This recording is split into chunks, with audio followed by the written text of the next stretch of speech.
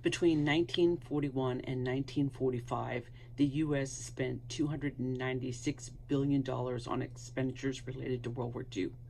Of this amount, about $50 billion supported U.S. allies and partners through the Lend-Lease program. Codified in law in March 1941, countries that received Lend-Lease support could repay the United States in multiple ways.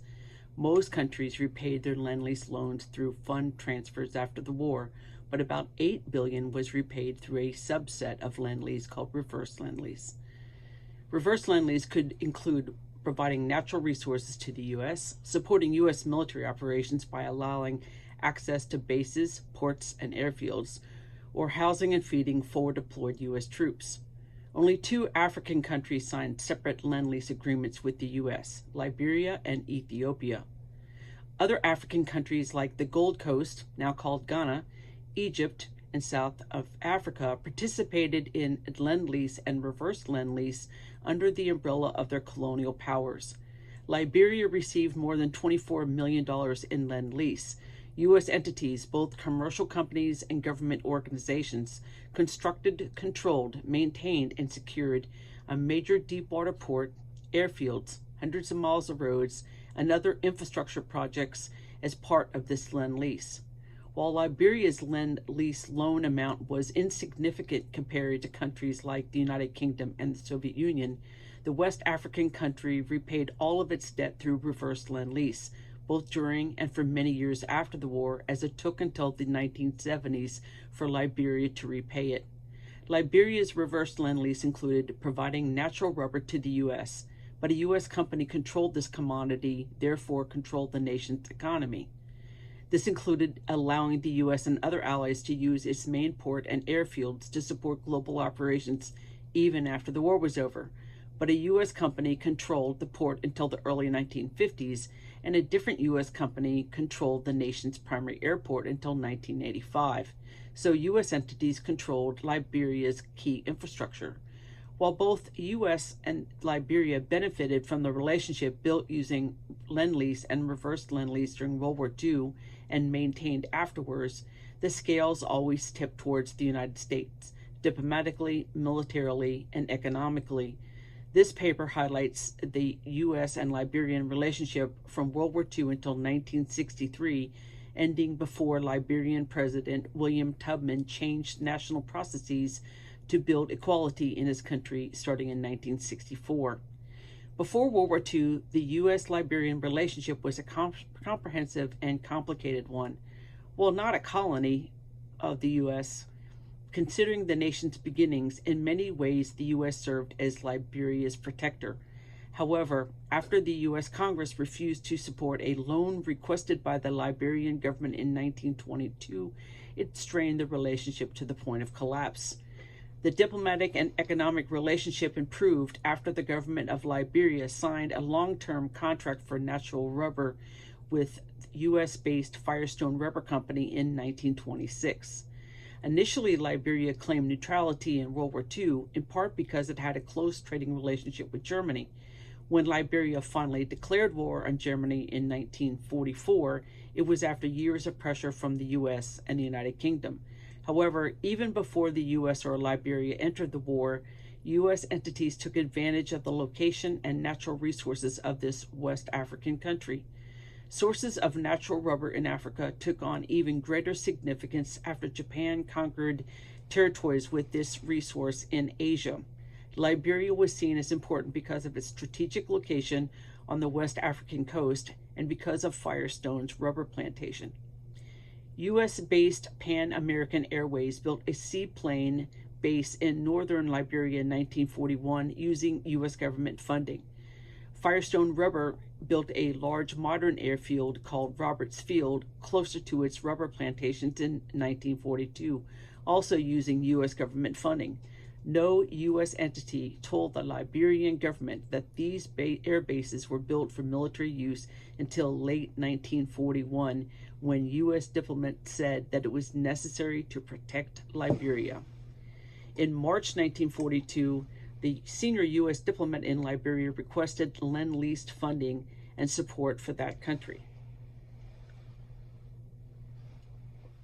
Liberia did not request it. Liberia was still a non-belligerent, but the two countries reached an agreement for this aid later that month. U.S. construction of roads to connect the airfields, port, and rubber plantation, U.S. military protection of the plantation, port, and airfields, U.S. training equipping of Liberian defense forces, and a $1 million credit represented the initial U.S. Lend-Lease support. The U.S. built a modern port and port works near Liberia's capital of Monrovia for $20 million in Lend-Lease aid in a later agreement. The U.S. and Allied use of airports or airfields, the port, and the roads, Firestone's rubber, and support to U.S. troops based there represented Liberia's reverse Lend-Lease response. Liberia's new military facilities supported the U.S. Lend-Lease program more broadly. One of the best routes from the U.S. to Russia, the Middle East, and across Africa was by crossing the Atlantic Ocean at its narrowest point, from Brazil to the west coast of Africa. The Allies established facilities in other West African countries like the Gold Coast and Gambia, along with Liberia, to support the delivery of equipment. In addition to thousands of merchant and military ships that used the ports, more than 10,000 aircraft were delivered using this route. Economically, Liberia's rubber was critical to the U.S. and Allied war effort, so significant that the U.S. sent approximately 1,000 troops to protect it. Firestone raised production during the war by more than 1,000%. While Firestone grew rich off its Liberian rubber plantation due to its debts, Liberia did not. For example, in 1943, Liberia only earned $1.5 million in revenue.